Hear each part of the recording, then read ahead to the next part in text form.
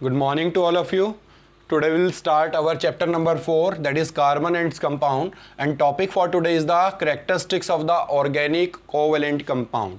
जो organic compound उनको हम covalent compound भी बोलते हैं क्योंकि उसके अंदर जो bond होता है कौन सा होता है कोवेलेंट बॉन्ड, क्योंकि जो भी ऑर्गेनिक कंपाउंड बनते हैं they are formed by sharing of electron. अब जो आप करने वाले हैं इसमें जो ऑर्गेनिक कंपाउंड्स हैं या हम कोवेलेंट कंपाउंड्स हैं उनको क्या करने वाले, उनकी फिजिकल प्रॉपर्टीज के बारे में डिस्कस करने वाले हैं। सबसे पहले अगर हम फिजिकल स्टेट की बात करते हैं, फिजिकल स्टेट क्या होती है, जैसे आपको पता होगा सॉलिड, लिक्विड और गैसेस। तो अगर आपको याद हो कि जो हमने बताया था कि जो आपके आयनिक कंपाउंड्स होते थे वो किस में एग्जिस्ट करते थे, सॉलिड स्टेट के अंदर। क्यों होते थे? क्योंकि उनके बीच में जो फोर्स ऑफ अट्रैक्शन है काफ़ी स्ट्रांग होती थी। कौन सी? Electrostatic force of attraction. लेकिन यहाँ पर जो बॉन्ड है वो वीक बॉन्ड है as compare to electrostatic force of attraction, जिसको आयनिक बॉन्ड बोलते हैं। तो यहाँ पर आपको जो नोट करेंगे कि जो फोर्सेस हैं ना तो बहुत ज़्यादा वीक है ना बहुत ज़्यादा स्ट्रांग है, तो इसमें जो आपको स्टेट मिलने वाली है वो डिपेंड करता है कंडीशंस के ऊपर। तो ये जो आप नोट करेंगे कि जो कोवेलेंट कंपाउंड है they exist in all the 3 states. तो जो कोवेलेंट कंपाउंड है वो हर एक स्टेट में आपको मिलने वाला है। जैसे अगर हम गैसेस की बात करें तो गैसेस में आपने मोस्ट कॉमनली देखा होगा मीथेन, इथेन, प्रोपेन और ब्यूटेन। इसके अलावा अगर हम चाहें तो ब्यूटेन भी कर सकते हैं। ब्यूटेन मैंने इसलिए बताया ताकि आपको पता चल जाए कि ब्यूटेन क्या है। This one is the main constituent of LPG. जो एलपीजी है उसके अंदर मेन कॉन्स्टिट्यूएंट होता है ब्यूटेन। जबकि अगर आपसे को बोला जाए कि बायोगैस का मेन कॉन्स्टिट्यूएंट क्या है, तब आप बोलेंगे मीथेन, क्योंकि बायोगैस में 75% क्या होती है, मीथेन होती है। लेकिन अगर एलपीजी में पूछा जाए मेन कॉन्स्टिट्यूएंट क्या है, दैट इज ब्यूटेन। तो एलपीजी भी तो गैस ही तो है, लिक्विफाइड पेट्रोलियम गैस। तो यहां पर हम बात कर रहे थे ये जो सब्सटेंस है किसमें मिलते हैं, गैसीय स्टेट में।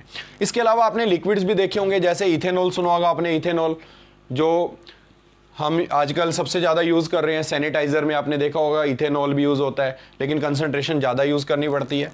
इसके अलावा इथेनॉल है जो एल्डिहाइड ग्रुप में है, प्रोपेनॉन है जिसको हम एसीटोन भी बोल देते हैं, जो आपने यूज़ किया होगा नेल पेंट रिमूवर के अंदर। तो all these are found in liquid state. तो ये क्या हमारे लिक्विड है। ऐसे अगर हम सॉलिड की बात करें तो सॉलिड में आपने यूरिया देखा होगा। यूरिया क्या होता है, that will be in the solid state. जो मैंने बताया था सबसे पहला ऑर्गेनिक कंपाउंड जो आपको फाइंड आउट हुआ था, जिसको लेबोरेटरी में भी बनाया गया था, वो कौन सा था, यूरिया। अगर हम बात करें नेक्स्ट क्या है, टार्ट्रिक एसिड। ये भी आपको किस में मिलता है, सॉलिड स्टेट में। इसके अलावा शुगर है, ग्लूकोज है, all these exist in solid state. तो ये किस में एग्जिस्ट करते हैं, सॉलिड स्टेट में एग्जिस्ट करते हैं। उसके बाद आते हैं नेक्स्ट पॉइंट की तरफ, इनके मेल्टिंग और बॉइलिंग पॉइंट की बात करते हैं।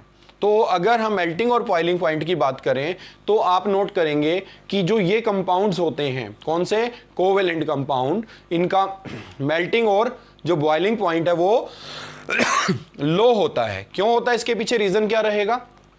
Covalent compound have low melting and boiling point due to weak van der Waals forces, या वीक फोर्सेस बोल सकते हैं। वंडरवाल फोर्स का मतलब अट्रैक्टिव फोर्स जो होती है उनका नाम है वंडरवाल फोर्सेस। तो यहां पर हम अट्रैक्टिव फोर्स बोल सकते हैं। That means in these there is a weak force of attraction between these, और वो इतनी वीक है कि हम उसको क्या कर सकते हैं, इजिली ब्रेक कर सकते हैं एट लो टेम्परेचर। तो इसलिए इनका जो मेल्टिंग और बॉइलिंग पॉइंट है वो लो है। लेकिन आयनिक कंपाउंड का क्या होता है, हाई होता है। किस वजह से हाई होता है, because they contain strong electrostatic force of attraction. तो यहां पर हम कंपैरिजन भी कर सकते हैं।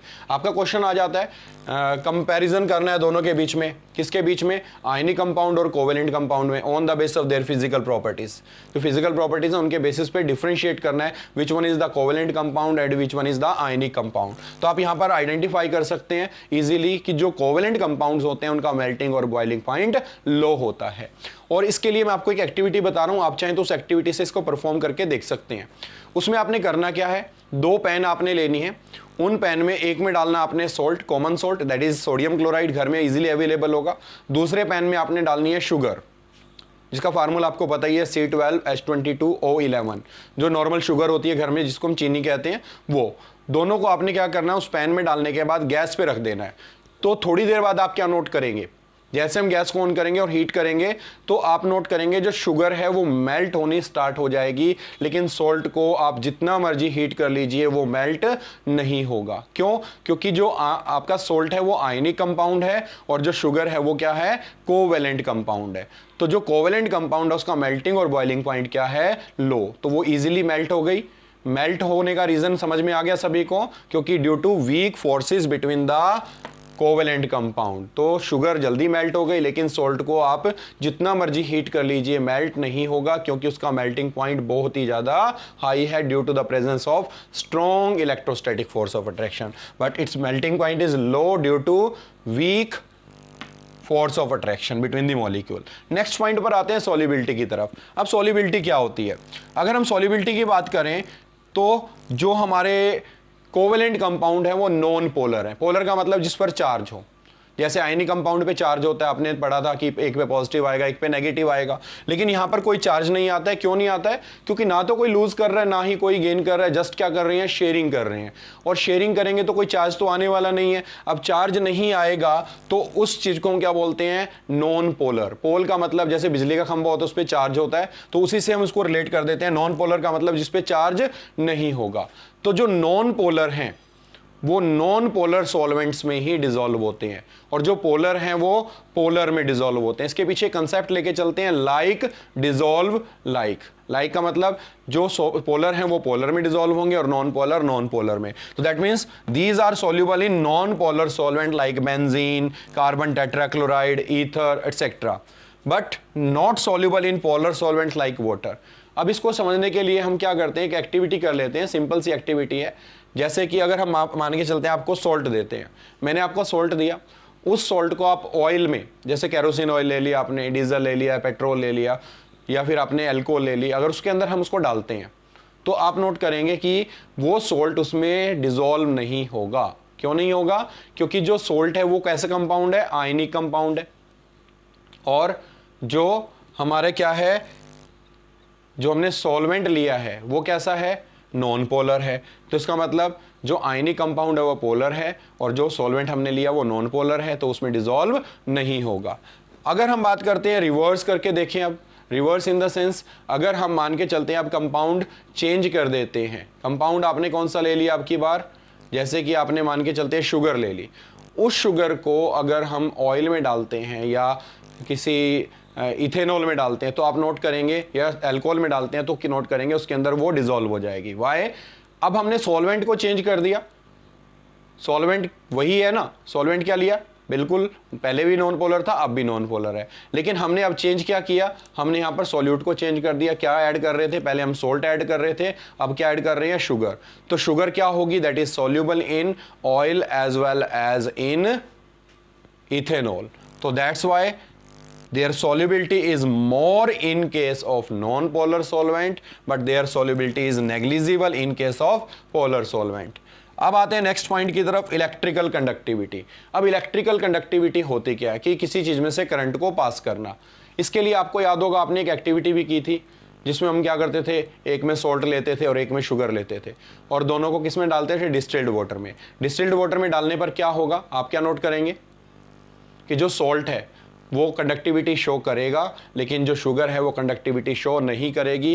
क्यों? क्योंकि जो सॉल्ट है वो इलेक्ट्रोलाइट है और जो शुगर है वो नॉन इलेक्ट्रोलाइट है। नॉन इलेक्ट्रोलाइट का मतलब which will not dissociate into ion. तो हम यहाँ बात कर रहे हैं इलेक्ट्रिकल कंडक्टिविटी की। तो जो कोवेलेंट कंपाउंड है या ऑर्गेनिक कंपाउंड है, they do not conduct electricity due to the absence of ion, क्योंकि आयन तो बनेंगे नहीं। किस में नहीं बनेंगे, किसी भी स्टेट में नहीं बनेंगे, ना तो सॉलिड स्टेट में, ना ही मोल्टन स्टेट में, ना ही एक्वस सॉल्यूशन में। तो do not conduct electricity due to the absence of ion in solid state, in molten state और इन सॉल्यूशन। तो जैसे कि अगर आपको याद होगा कि अगर हम C12H22O11 लेते हैं और उसको वाटर में डिसॉल्व करते हैं तो it remain as it is, ये आयंस में डिसोशिएट नहीं होगा। लेकिन आपको पता है कि जैसे हम NaCl को डालेंगे तो it dissociate to give Na positive और Cl नेगेटिव। जो आपने लास्ट चैप्टर में भी पढ़ा था कि जो रोल होता है वाटर का वो क्या है, वाटर क्या करता है, जो भी हमारे कंपाउंड्स होते हैं उनको ब्रेक डाउन करता है जैसे NaCl को आपने डाला तो उसके कॉन्स्टिट्यूएंट आयंस में ब्रेक डाउन कर देगा। जैसे आपको याद होगा HCl की एक्टिविटी, HCl को जब हमने क्या किया था, dry HCl gas when pass through blue litmus paper, एक ड्राई लिया था और एक वेट लिया था, तो आपने नोट किया वेट को क्या करता है, रेड में कन्वर्ट करता है, लेकिन ड्राई को क्यों नहीं करता है, water is necessary for dissociation of ion, but in case of covalent compound it will not dissociate, तो उस केस में वाटर भी उनको डिसोशिएट नहीं करेगा, और जब आयन नहीं होंगे तो कंडक्टिविटी भी नहीं होगी। तो नोट डाउन करेंगे इसको। और इस क्वेश्चन को आपने डिफरेंस की फॉर्म में करना है, जैसे कि differentiate between ionic compound and covalent compound on the basis of their properties. तो इस रिलेटेड जो क्वेश्चंस है वो आप ट्राई करेंगे इन टेक्स्ट और एक्सरसाइज के।